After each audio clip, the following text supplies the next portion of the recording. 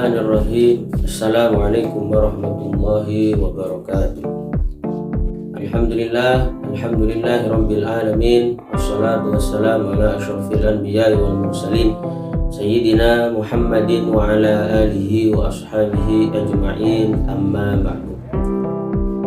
Ada beberapa hadis Nabi yang ingin saya sampaikan, dan hadis ini tidak kalah penting dengan beberapa hadis yang lain.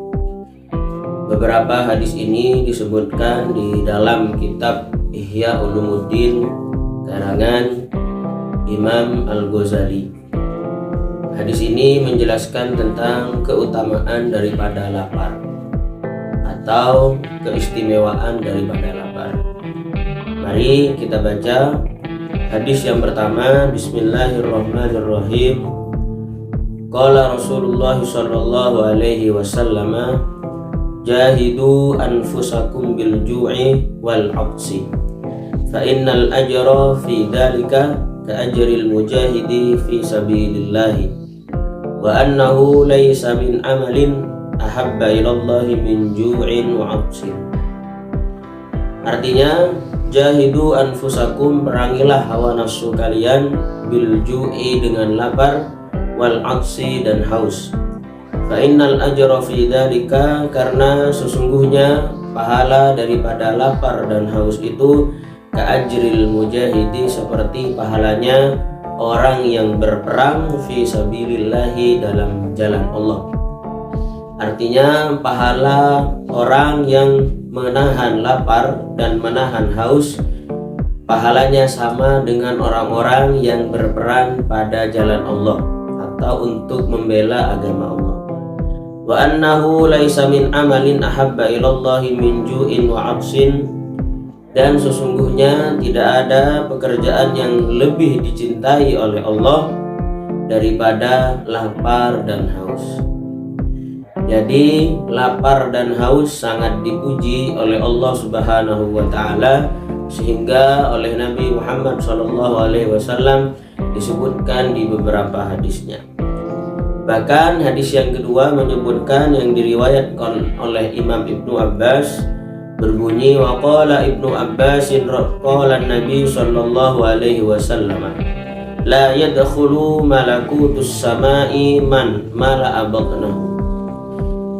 Nabi bersabda bahwasanya malaikat-malaikat langit tidak akan masuk atau tidak akan pergi kepada seseorang mala'a batnahu, yang mengisi perutnya, dalam artian selalu makan, jadi sampai tidak kuat perutnya, sehingga orang yang lapar itu tidak mungkin sama Allah dikasih malaikat untuk mencatat amalnya. Kemudian ada hadis lagi tentang keutamaan lapar. Hadis ini dikatakan, wakila ya Rasulullah, dikatakan atau dipertanyakan kepada Rasulullah, ayyun nasi afdalu, manusia mana yang paling utama? Lalu Nabi Muhammad menjawab, man qalla mat'amuhu wa dhuhkuhu, yaitu orang yang sedikit makannya dan sedikit tertawanya, wa radhiya bima yasturu bihi awratuhu, dan mampu untuk menutup auratnya. Sehingga menurut Nabi Muhammad SAW dalam hadis ini, bahwasanya salah satu manusia yang paling utama atau diutamakan oleh Allah itu adalah orang-orang yang sedikit makan dan sedikit tertawa. Dalam hadis lain juga disebutkan bahwasanya Nabi Muhammad SAW bersabda, wa qala Nabi sallallahu alaihi wasallam, sayyidul a'mali al-ju'. Sayyidul a'mali al-ju'.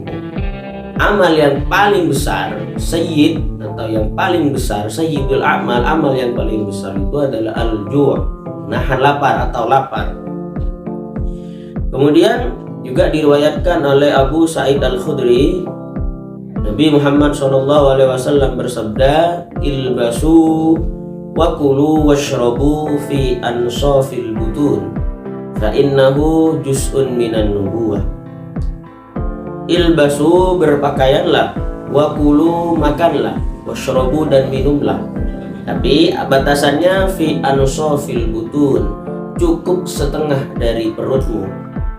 Fa innahu juz'un minan nubuwah, karena makan, minum dan yang lain ketika hanya sedikit atau setengah dari perut itu merupakan bagian daripada kenabian. Bahkan Sayyidina Hasan juga meriwayatkan dari Nabi Muhammad SAW dalam hadisnya, qala Nabi SAW, al-fikru nisul ibadah wa qillatu ta'ami hiya al-ibadah. Berfikir adalah separuh atau setengah daripada ibadah, sedangkan sedikit makan ialah ibadah. Bahkan di sini berfikir, Nabi Muhammad itu membandingkan antara berfikir dan sedikit makan. Bahkan sedikit makan itu ibadah, akan tetapi berfikir hanya nisful ibadah. Semoga kita semua bisa mengamalkan hadis-hadis yang telah disebutkan tadi, agar kita tidak banyak makan, agar nanti atau kelak sama Allah kita diberikan derajat-derajat yang pantas di sisinya. Terima kasih, semoga bermanfaat. Wassalamualaikum warahmatullahi wabarakatuh.